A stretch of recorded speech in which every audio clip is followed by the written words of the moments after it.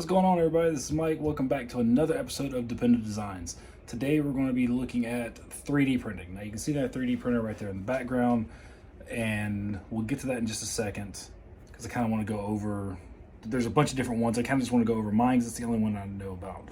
So right now I'm going to show you how to go about selecting your design to 3D print if you don't want to make your own, which I'm not quite there yet. I'm getting there, but I'm not there yet.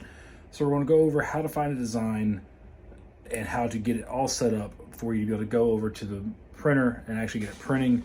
And then we'll talk about the printer once we get over there. So here we go. So the first thing you're going to want to do whenever you're finding your design is you want to go to a site that you trust and look for an STL file.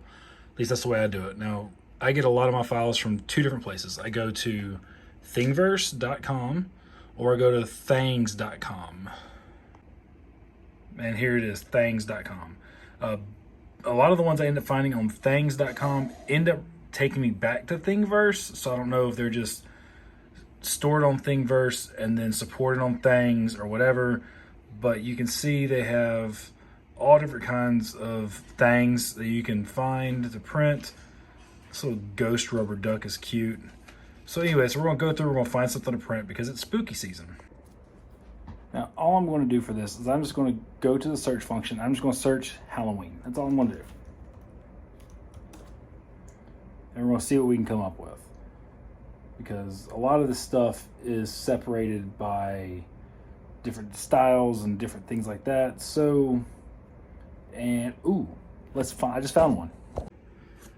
This skull box with brain looks really cool. The skull box with brain is super cool.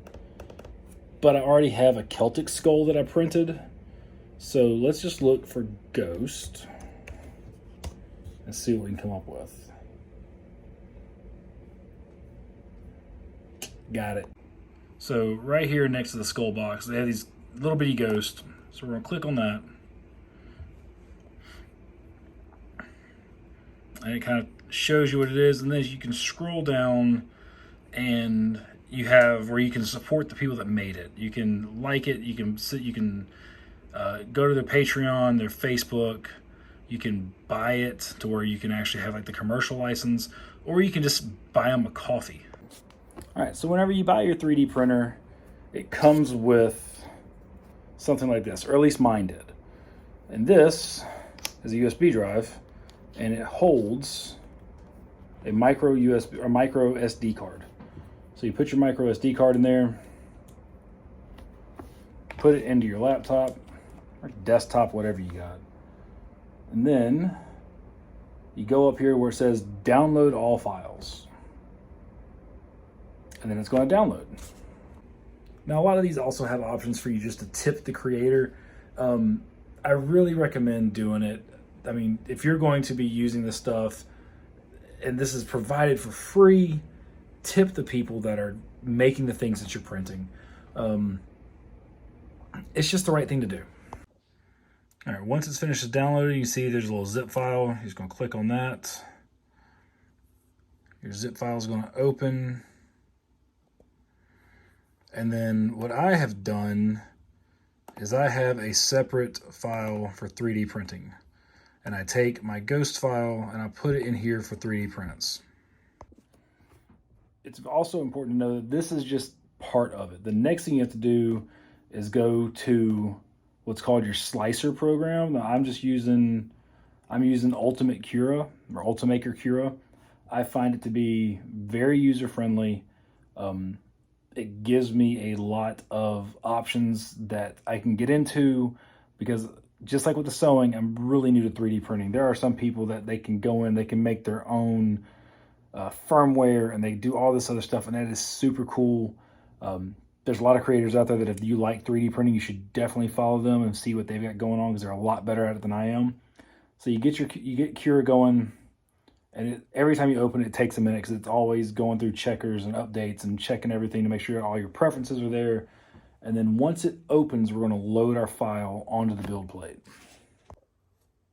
This is what Cura looks like when you have it open. You have your build plate right here, and what you're going to do is you're going to go over here to the file, click that, And then you can see where I've already kind of got it open. So you go to desktop, scroll down to the one that says 3D print. I probably missed it. There it is. 3D print and little ghost. There you go. Click open. Files, ghost STL. And then it's going to populate it right there. Now you can also drag it over. If you have the other folder open, you can just drag the STL directly onto the build plate and it'll populate it for you. Now the cool thing about this is where you get to kind of play with it. So as you can see, the ghost is not very big. So what you're going to want to do is you want to select it, click on scale, and let's make it 200%. Now it's still not very big, but I want to make a few of these, so I don't need it to be huge. But let's just see what 300 looks like. That's better. Over here is where you can tell your quality. So you can tell it how much infill you want, how good you want it to print, if you want supports. This shouldn't need any supports looking at it. So we're going to take supports off. And then you can click custom. You can, once you start getting into it, you can tell it how thick you want the walls, how thick you want different layers, how fast you want it to go, all kinds of things. And that's where following some of these other creators that have more knowledge than I do can really help you out, because they can actually get into the ins and outs of this and explain a little bit better than I can how it all works. All right, we're going to leave it just like it is, and we're going to go over here and we're going to give it a slice. Now what slicing does is it goes through your print, it goes through the settings, and it's going to figure out how much filament it's going to take, how long it's going to take, and it's also analyzing the different layers, because what 3D printing does is it basically takes a filament, like you see that roll up there, and it prints it layer by layer, very slowly or fast, depending on how you get your thing set up. But it goes through and it's basically writing the G code that it's going to need to do the print. Now my computer takes a little bit. The newer computers don't take long at all, but that's what I got. All right, once it's done slicing, you can see this is going to take a whopping 59 grams of filament, 8 hours and 11 minutes. So we're going to save to removable drive because we've got the micro SD there. So we're going to save it. It's going to save over here. And then you're going to click eject. Once you've done all that and you've got your micro SD, you're going to pull it out of here and we're going to put it in the front of the machine. But let's get it all set up first before we do any of that. Before we do anything else, let me give you a quick tour of my 3D printer and just kind of explain the little bit that I know about it. What I have is a Creality Ender 3 version 2. It is a very good printer to get started on. I will go ahead and point out a couple of things that I've done to it. I did get a magnetic build plate, and then I printed something with a different filament and it stuck, and I scratched the ever-living crap out of my build plate, so I need a new one of these. But I like this because usually material just pops right off of here whenever you go to try to get your print off. And it is a little dirty because I have been printing quite a bit on here. But this is where you print from. There's a hot end under here, which is where the filament comes out of. Bowden tube. And back here is your extruder. All the extruder does is it takes your filament from here. You feed it in back here.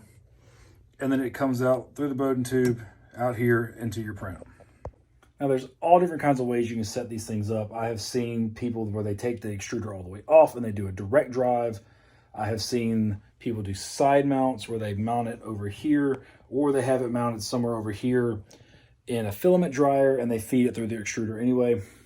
Whatever works best for you. Again, I'm just getting into this and I didn't feel like doing a bunch of upgrades right off the bat, so I went as is.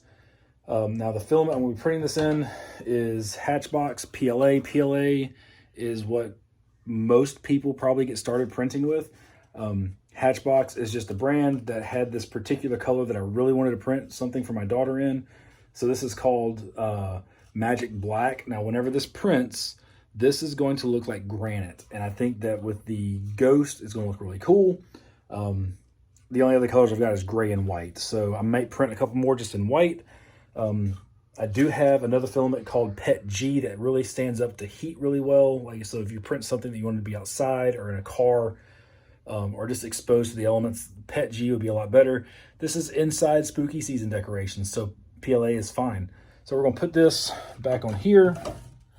I don't think I'm gonna be able to show y'all how to feed it, but essentially it comes in back here. There's a hole right there. You feed your filament through all the way through the Bowden tube. That I don't need to show you. All right, so we've got our filament loaded. Now we're going to take our SD card, put that into the front of the machine, and push it. It's got one of those springs in it, so you have to push it in for it to seat. And once that's loaded, and I don't know, I will tell you now, I don't know if you can have the machine on and then put it in. I've just always kind of treated it, to me, it's a memory card, so I've always treated it like you do with everything else. You either got to tell it to eject or have it off to do it. So then the power switch is on the back, reach back, flick it on. And then once you turn it on, this is going to power up. So then you can hear it's kind of, my fan's a little dirty, so you can hear it's pretty loud. So then, now one thing you can do is once you have to make sure your bed is level and all this stuff. That's a whole nother video. There are 1,000 other videos on YouTube talking about how to level your bed and getting all one of these set up. If you're interested in that, I highly suggest you just look for Creality Ender 3 V2 setup bed level, because the people that have those videos out, they do a way better job than I could, and I watched their videos to help me get mine set up. Now the one thing I will tell you is that I know mine, even though it's level, and I have leveled it 100 times because I don't have one of the little auto levelers with like the thing called a BL Touch where you can put it on there and it'll level it for you. I don't have that. So what I know is that mine works better if I go over here, go to print and ghost. And at that, it's going to start powering up. Now it's going to heat up the bed. PLA, you really don't need to heat a bed, but I've found that using just at least a warm bed works best for me with this type of PLA. So once that's heated up, the hot end will then heat up and then it'll start to print. So right here where it says tune, if I go there and I go to the Z offset and I put it at 0.05 and then click back, that's going to make my Z offset be just a little bit taller than normal than it is at 0, and that gives me just that little bit of gap to where I find for me personally, my print runs better. The filament comes out smoother and it just seems to work out better for me. And it's still heating up. We're now everything on here runs, this is all built by engineers and people in China, so it's all in Celsius. So we're at 50 degrees Celsius on the bed, which is what we needed, and we're heating up to 200 degrees Celsius for the hot end. That is what the manufacturers for the PLA recommend. That is the preset settings for the Ender 3 for the Creality program. And I'm going to show you all the first couple of layers, and then we'll just come back and check in as it prints. Remember, this is going to take about 8.5 hours to print. All right, so we're up to temperature. You can see that it's doing what's called auto home. It's going to go over here. And again, it's messy. I didn't think about cleaning it before I decided to film this for y'all, so this is where we're at. Now, what it's going to do right now is it's going to do a first little layer, and this is important because, as you can see, it's just now starting to get some filament down. So what that's doing is it's making sure that the filament is all the way down at the hot end and just making sure that it's ready to go, and then you don't have any skips. So now it's starting to print. And you can see it's going to do its first little layer, and it's going to basically build a little base for it, and then it's going to start to print.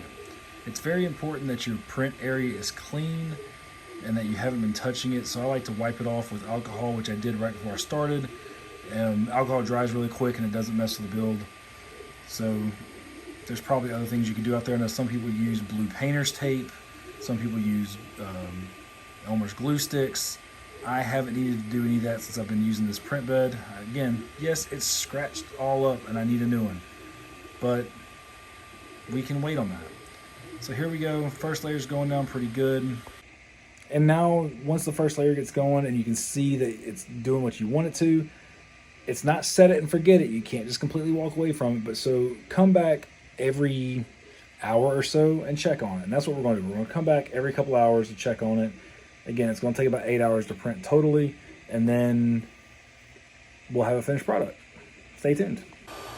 All right, y'all, we are 4 hours and 25 minutes in. Looking really, really good. 53% of the way there. Now you might be thinking at 50% of the way there that you're in the home stretch. A lot can happen. You can get layer shifts where it, for whatever reason, shifts over and starts printing weird. But usually if your settings are good, then you're usually okay. Usually. Not all the time. But this is looking pretty good, so we're going to come back in a little bit and check it out again. Let's see what happens. All right, we are checking back in. We are 82%. And I gotta admit, this is looking phenomenal. 6 hours in, we got a little over an hour going. Hour left. And I'm not just saying this for y'all, but this might be one of my best prints yet. I'm really happy with how this is coming out. And how cute is this guy? Now check out how easy this build plate is to remove stuff with. That's all there is to it. Awesome. And that is 3D printing in a nutshell. Again, there are a lot of other videos out there that are way more in depth and have a lot more detail and actually know what they're talking about. But it's a good way to get started. Y'all have a good day. Take it easy. Thanks for watching. Subscribe. Hit the button so you get notifications when new videos get posted. And yeah, thanks for watching. Take care.